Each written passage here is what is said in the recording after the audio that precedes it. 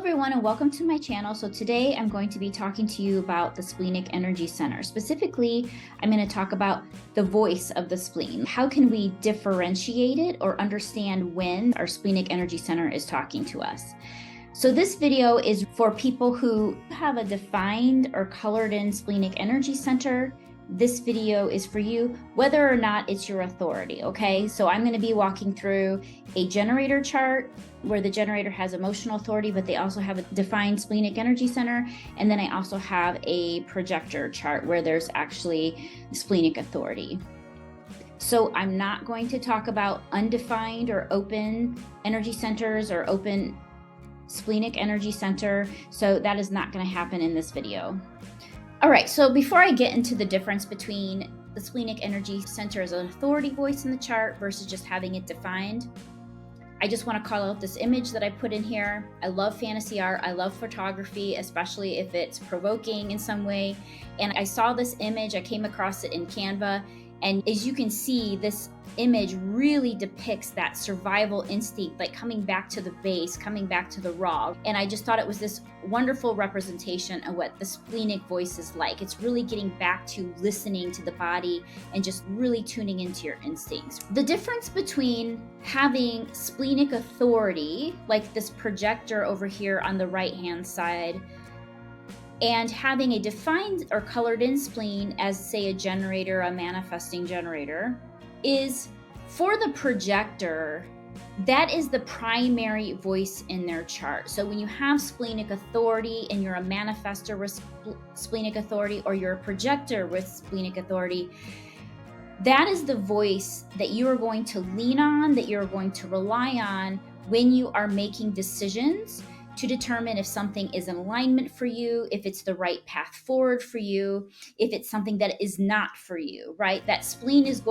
voice is going to trump everything. And the thing with the Splenic Energy Center, which I'll get to a little bit more later, is it speaks in the now. So it's a very quick hit. The splenic hit is going to come very quickly. And so when a projector or a manifestor with splenic authority hears that hit, gets that hit, that's when they know, okay, yes, I'm doing this thing, or no, I'm not doing this thing.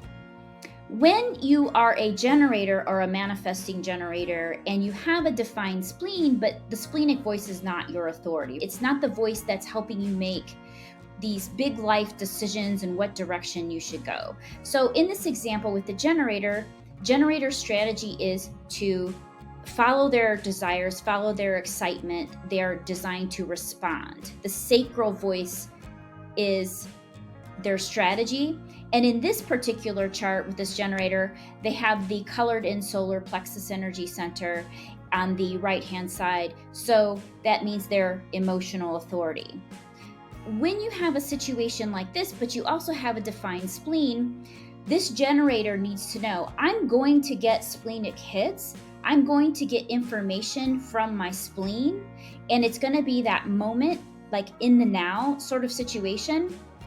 But I should also know that I need to wait on my emotional authority and really lean on my emotional authority.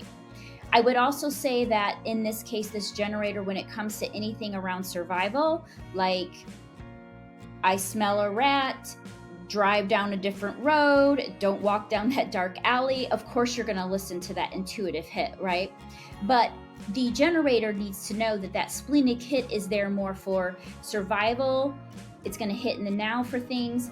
And when they're making decisions, especially big decisions in their life, they're really going to want to lean on their emotional authority. The other thing I want to talk about is in our culture, we will interchange or use the words gut response and the instinct, in those words interchangeably. And when we're talking about human design, though, when I say gut response, or a human design reader saying gut response, what we're essentially referring to is the sacral energy center here in the middle of the chart. But when we're talking about instincts, those quick hits, we're talking about the Splenic Energy Center. So just know that there's that differentiation. Instinct is more survival, bodily, and then the Sacral Energy Center is more of this desire, excitement, responding to life. So how does the splenic voice speak? What does it sound like? So as I've already said, it's quick. So it comes in the moment, and it's never the same information twice. So for example, let me give you just like a really clear example. If you are running out of the house and you're walking down the stairs and you're ready to go out the front door, and your body like stops you, and just something in you just pulls back and says, something's not right, I'm missing something, I'm forgetting something. And then you realize, I forgot my keys, or I forgot my cell phone, or I forgot my wallet. That is the splenic voice and how it hits in the moment. And so it's very much a moment-to-moment thing, because in life, things change moment to moment. When you have splenic authority, if you're a manifestor or a projector with splenic authority, you are going to come to decisions probably more quickly than other people in your life, especially if they also don't have splenic authority. So I recently did a reading with a projector with splenic authority, but her partner had emotional authority. And I didn't even know her partner had emotional authority when I was talking to her, but I did say, your decision making is going to come very quickly, whereas somebody else in your life who maybe has a different authority, it's going to take them a little bit of time. And she's like, oh my gosh, I didn't even realize this is why my partner takes a little while. He needs time because he has, emotional authority. He needs time to really kind of sit with the thing before he makes a decision. So just know you're going to be making those decisions a lot faster than perhaps other people in your life. The other thing I want to say is that the spleen speaks or can speak through the voice of fear and anxiety. So in the human design chart, emotions like happiness, sadness, live in the solar plexus energy center on the right-hand side of the chart. However, fears and anxieties live in the splenic energy center. This is where those things come from. So what's interesting about the splenic voice is that it may speak to you through the language of fear. This may not be your experience, or it may be your experience, but let me give you an example. Let's say you're making a really big decision of, do I pay for this really expensive course? And I have splenic authority. And it's a crazy amount. You're like paying all kinds of money. So it's a big commitment. The instinct, that splenic voice, can speak like, oh my gosh, this thing is so exciting to me, but it scares me shitless. But I'm scared. I'm scared to like take this leap, but it's exciting. It feels good, right? That's a yes. That's how the spleen can tell you, yes, do the thing. If the spleen speaks to the voice of fear, oh my gosh, this thing scares the crap out of me, and something doesn't feel right. I feel gross. I feel icky. I feel like something is off. Then that is going to be a no. And so that can be very helpful, especially for people who have splenic authority, is to really kind of tune in to say, how does your splenic voice really talk to you? I have a manifestor friend with splenic authority, and for her, I know it shows up in the full body vibration. That splenic yes, when she knows something's a yes for her, she's like, oh, it's that full body, hell yes, this is the thing for me. And then she almost feels like she needs to recoil when it's not the right thing for her. So this is how the Splenic Energy Center can talk to us. It's through the language of fear. It's through that bodily response. It can be that nervousness. You might be excited about something and you know it's a yes, but you still feel a little nervous and uneasy about it. All right, so the last thing I want to do is give you an example.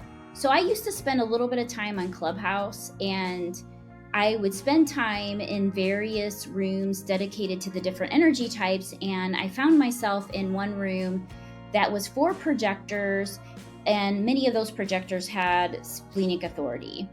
And I thought this was just a funny, just cool little story about how the spleen works. And this woman was saying that she was drinking her morning coffee, and she knew that she had an errand to run later that day. So she was sitting there, minding her own business, doing whatever it is she does with her routine.